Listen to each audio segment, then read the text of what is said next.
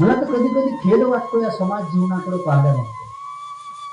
आम्ही इतके कथा करतो, कीर्तन करतो.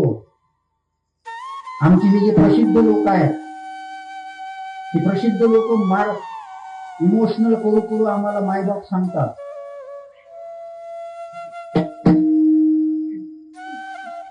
फरक काय पडून राहिला? काय पडतो सांगा ना. लोकांच्या भावनेचं भांडवल करून आम्ही स्वतः पैशानं मोठे होऊन राहिलो, पण समाज जो आहे तो संवेदन शून्य होऊन राहिला. आज एक बातमी मी वाचली सकाळी.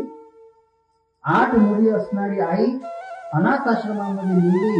एकही तिची मुलगी तिच्या अंत्यसंस्काराला गेली नाही आणि सगळ्यांनी सांगितलं आम्ही येऊ शकत नाही.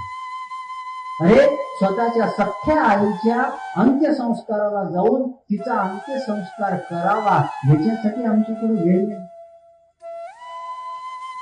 कुठे चालला समाज? कुठे चालू सांगा ना मला. कुठे जायचंय आम्हाला? कोणता विकास आहे?